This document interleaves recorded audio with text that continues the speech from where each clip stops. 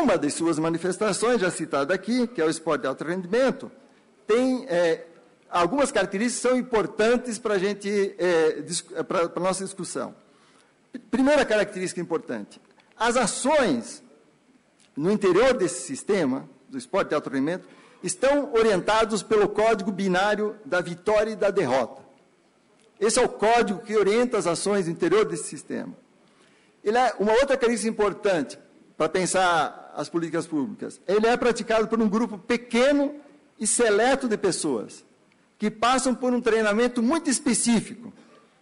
Ou seja, desenvolveu-se uma tecnologia muito específica, que é muito diferente da tecnologia necessária para a prática do esporte, como o esporte chamado esporte para todos. Outra característica fundamental é de que esse esporte está organizado mundialmente e está organizado a partir da lógica da mercadoria. A sua mercadoria é a performance como espetáculo. Daí a mídia, principalmente a TV, ser parte constitutiva do sistema. Então, a mídia não é mais algo fora do sistema esportivo, já é parte do sistema esportivo, inclusive como colocou o professor Gonzalo, né? Quer dizer, de onde vem o dinheiro? Da TV, não é o dinheiro do esporte. Quer dizer, não é mais possível pensar o esporte de alto rendimento espetáculo sem a participação da mídia. Então, o que o esporte produz? Produz um espetáculo que é mercadoria.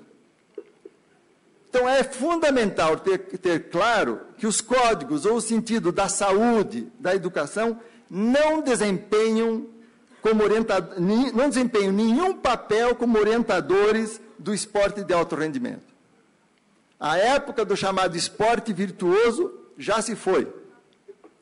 Ao contrário, o esporte de alto rendimento caminha na direção de se tornar um problema de saúde.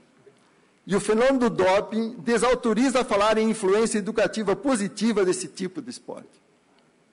Nunca é demais ressaltar de que quando se fala de impactos positivos da prática da atividade física, seja esportiva ou não, sobre a saúde, por exemplo, inclusive reduzindo custos do sistema de saúde, não está se falando do esporte de alto rendimento, e sim de práticas massivas por parte da população em geral. Aliás, reivindicar a participação do Estado na realização dos mega-eventos esportivos, hoje é feito pelo sistema esportivo, não mais com base em argumentos do tipo repromoção da saúde ou desenvolvimento educativo, e sim a partir de argumentos econômicos. Quantos empregos vai gerar a Olimpíada no Brasil, quantos turistas vão vir para cá, etc, etc. Não se fala mais em impacto sobre saúde, etc., porque não é esse o sentido dessa prática. Voltando à Alemanha, é interessante lembrar também o que disse o chanceler Helmut Schmidt. Quem é da política vai reconhecer quem é essa figura. Helmut Schmidt, um grande político alemão da social-democracia alemã, que sucedeu Willy Brandt. Em 1975, ele disse numa conferência da Federação Alemã de Esportes, em Frankfurt, abre aspas, o número de medalhas não diz absolutamente nada a respeito da liberdade e do grau de justiça existente em uma sociedade. Ou seja, as medalhas olímpicas e outros troféus esportivos internacionais se constituem hoje um fetiche utilizado pelas multinacionais esportivas, incluídas aí as próprias organizações esportivas e as empresas a elas ligadas, para manterem alta seus produtos. Entendo, portanto, que essa manifestação do esporte precisa ser considerada como o que ela é, uma parte da indústria de entretenimento e receber tratamento por parte do Estado como tal, ou seja, como segmento da economia. Portanto, uma ação eminentemente regulativa do Estado. Por outro lado, ou por isso mesmo, entendo que o núcleo e a preocupação central das políticas públicas de um sistema esportivo nacional deveria ser o cidadão comum. Refiro-me aos 190 milhões de brasileiros que não são atletas de alto rendimento. A esses deve se destinar os recursos públicos. Voltando à questão da superação do modelo da pirâmide esportiva. Um dos desenvolvimentos recentes do alto rendimento era de que ele se tornou uma prática tão especializada, com uma tecnologia tão específica, que sua relação com a prática esportiva do cidadão comum se alterou também substancialmente. Por isso a dificuldade enunciada pelo professor Gonzalo, várias vezes enfatizada, a dificuldade de articular o que é o esporte, que é praticado pelo cidadão comum, com o sistema de esporte de alto rendimento. É porque não se conectam mesmo. Então, não é uma dificuldade conceitual ou de esforço organizativo, é que são coisas muito distintas. O cidadão comum não toma como referência para a prática esportiva o que acontece no esporte de alto rendimento. Isso explica porque o nível da prática esportiva por parte da população não é afetado pela realização de mega eventos esportivos num determinado país. As pesquisas mostram isso. Aliás, algumas pesquisas mostram que diminui. Foi o caso de Sydney, na Austrália. Por quê? Porque não é esse o modelo, não é essa a referência para a prática do cidadão comum. Eu preciso ter 2 metros de altura e treinar muito para enterrar a bola de basquete. Melhor fazer uma caminhada, Os equipamentos, outra coisa importante, os equipamentos sociais para essas duas práticas também são absolutamente diferentes. O esporte de alto rendimento exige cada vez mais equipamentos específicos e com um alto nível de tecnologia, que os tornam extremamente caros e não são utilizáveis pela população geral.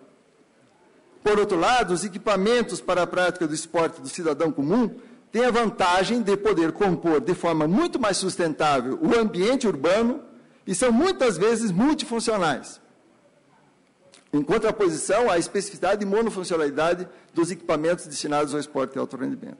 Por exemplo, vou dar um exemplo só. Ciclovias são utilizadas para o deslocamento para o trabalho, mas também para o lazer no final de semana. Elas são ocupadas por os chamados atletas de final de semana ou pessoas que gostam de andar de bicicleta. Ao passo que, por exemplo, um velódromo, que vocês sabem é um equipamento para corridas de ciclismo, tem um custo altíssimo e é utilizado somente para uma prática muito específica de um grupo seleto e extremamente pequeno. É importante, no meu entendimento, ter claro que uma política pública que quer promover a prática esportiva como promoção de saúde, como lazer ativo, precisa voltar-se totalmente para as práticas corporais de movimento do chamado cidadão comum. E volto a repetir, que estão muito longe das práticas esportivas de alto rendimento.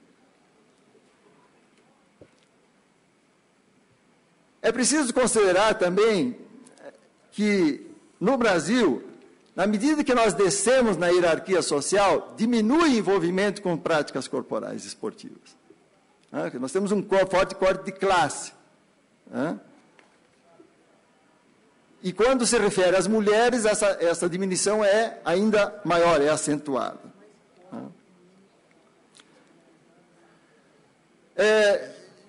Quero fazer menção agora ao chamado esporte escolar. Na nossa legislação se fala ainda de um esporte educacional. Já foi colocado pelo Antônio Carlos, eu concordo com ele. Essa é uma denominação que, no meu entendimento, é equivocada. No sentido geral, toda prática esportiva é educativa. Se eu não faço um julgamento de valor, óbvio, sobre o tipo de educação que acontece aí.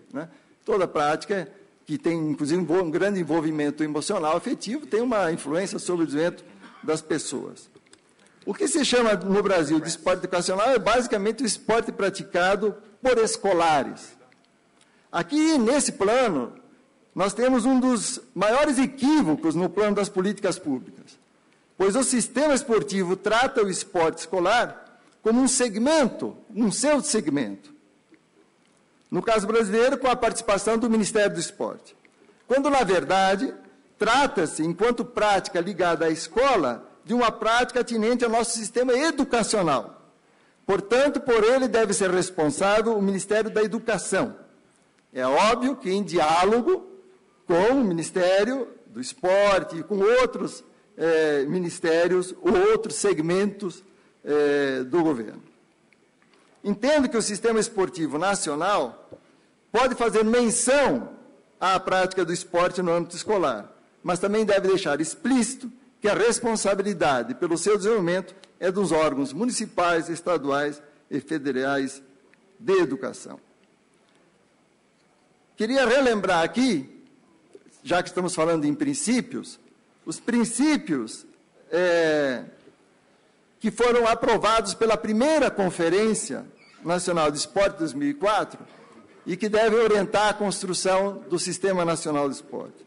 Primeiro princípio é o projeto histórico de sociedade comprometido com a reversão do quadro de injustiça, exclusão e vulnerabilidade social ao qual se submete grande parcela da nossa sociedade. Esse é um princípio para orientar a construção. Segundo princípio, o reconhecimento do esporte e do lazer como direitos sociais. Terceiro princípio, a inclusão social compreendida como a garantia do acesso aos direitos sociais de esporte e lazer a todos os segmentos, sem nenhuma forma de discriminação, seja de classe, etnia, religião, gênero, nível socioeconômico, etc. E quarto princípio, a gestão democrática e participativa, com ênfase na transparência no gerenciamento dos recursos. Queria, para finalizar, lembrar, então, que, na verdade, nós estamos tratando de 3 fenômenos com características muito distintas, né, que operam com códigos muito distintos, são orientados por códigos muito distintos. Se fosse sumarizar, eu diria, o esporte de alto rendimento, que é orientado pelo código mais medalhas, o esporte para todos, que é orientado pelos códigos mais saúde, mais diversão, mais qualidade de vida, e o esporte escolar, que deveria ser orientado pelo código mais educação. Muito obrigado. Nossos agradecimentos ao professor Dr. Walter Bracht. Finalizadas as apresentações, agora vamos abrir os espaços. E como é uma atividade da subcomissão do esporte que vai discutir o Plano Nacional de Desportos, a prioridade sempre é dos deputados, mas